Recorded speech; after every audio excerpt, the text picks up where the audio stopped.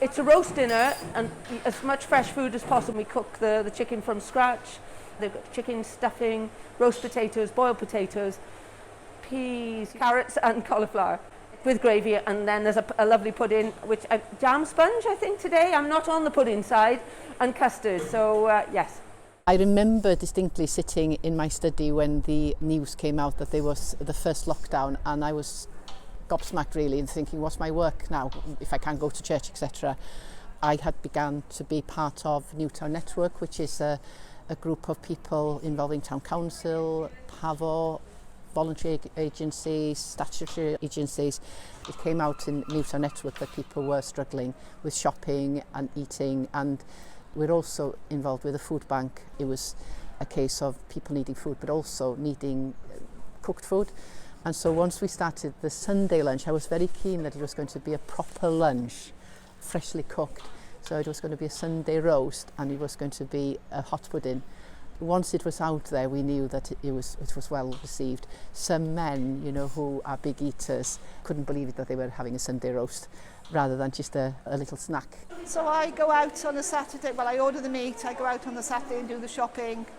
I come here and then generally just oversee. I do any job that needs to be done here. Right now we're just preparing the lids and the containers, so we have to date them so that people know when they've been prepared. We just have to make sure that we've got the right numbers for whoever is coming for today, and as you can see we just spread them round and get ourselves set up so that when we come to serve food it makes life a lot easier. I get the list of meals on a Friday night and then sort out the deliveries into areas and delivery drivers, and then come here today and I set the bags out.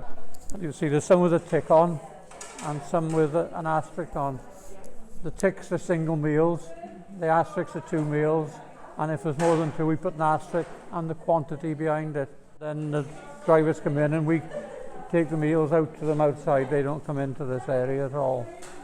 It's really a good project to be involved with, and it's really given a lot of the helpers a lease of life because they were locked at home and they felt that they needed to be doing something. And it also involved us having friends. And it's interesting because they begin now to watch the virtual services and follow the virtual services. And Chris will come later, having his birthday yesterday, and he said to me last week, good service, I'm having my birthday next week, make a mensch.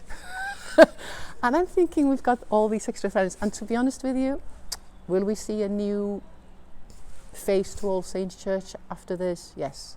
I think we may have more in the congregation, but we'll have to find other ways of meeting people with worship and services. I don't think we can and ought to go back to how we were.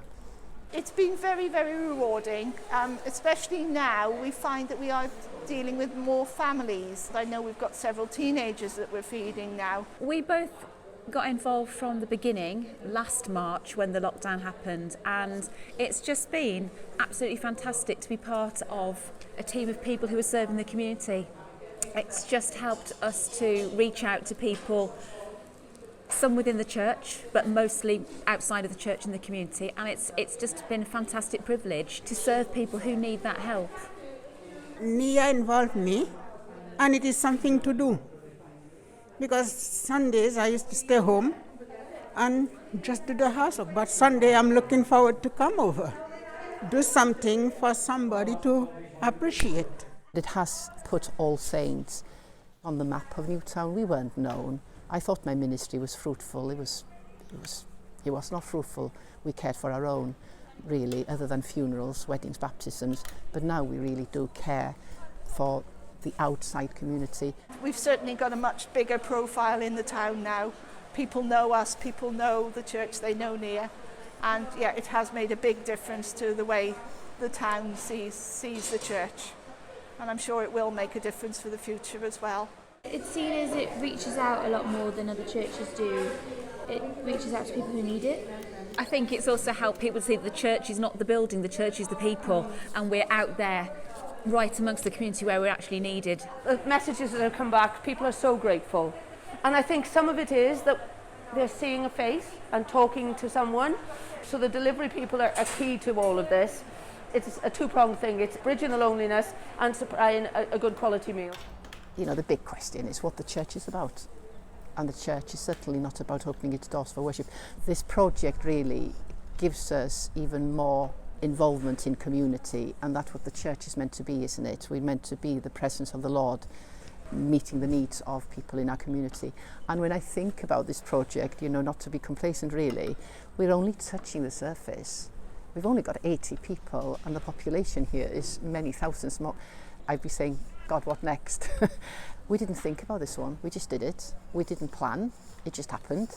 I'd just say, if you have the idea and you believe God's planted that idea, just do it.